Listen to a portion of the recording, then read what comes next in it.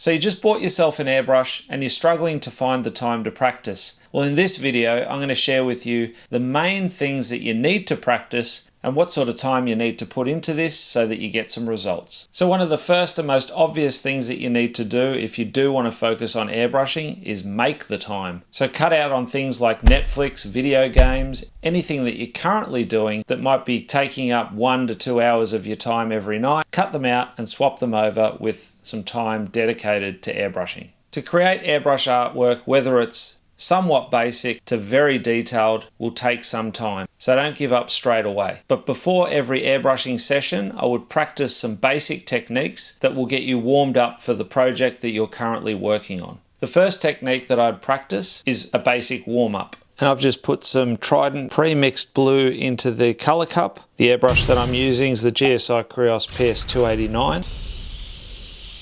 And with the warm-up, basically that's exactly what it is.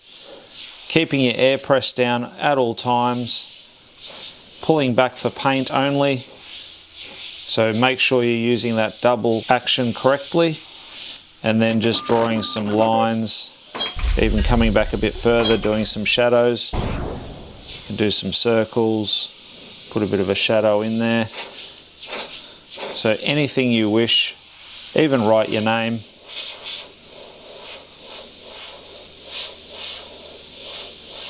It's basically just to warm your fingers up, get used to that double action.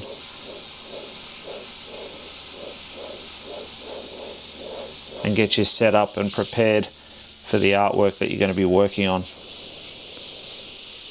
The second technique that I'd practice is lines. So grabbing your airbrush, I like to lean up against the surface if you can. Press your trigger finger down to get air, and then basically paint on, paint off, paint on, paint off. I'm just pulling back on that trigger finger, using two hands to keep steady. If you're doing it with one hand, you can see it's a lot harder to keep that steady. And you want to move, you don't want to just wait and then move and then stop, because you'll get these heavier areas at the end. But definitely doing lines is a good warm-up exercise before beginning any particular artwork, especially if you're doing any sort of cartoon characters where you will have to do outlining. Then you may also wish to draw a line and follow it.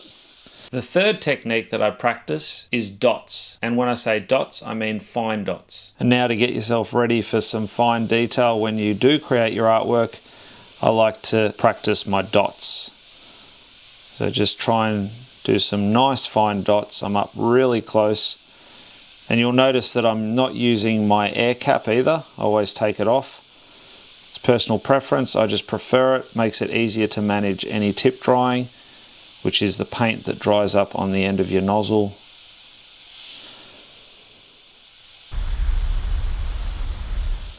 And again, I'm keeping that air on at all times and just pulling back for those dots. You can try and go finer if you wish, but this just gets your finger ready and dialed in for that double action.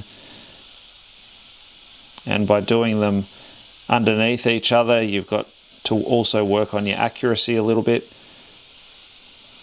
So it's just a good exercise to do before you tackle any detailing in your artwork. And then the last technique that I would practice is the dagger stroke, or rat tail stroke as it's also commonly known. I like to start with the ones that go from thick, so just lots of paint further away, and then as you move in, shut the paint off and speed up through the stroke. So these ones are the thick to thin dagger strokes. Don't get disheartened, this is a hard exercise to do. And then you can try the other ones, which are fine to large. Fine to large. And how am I creating these?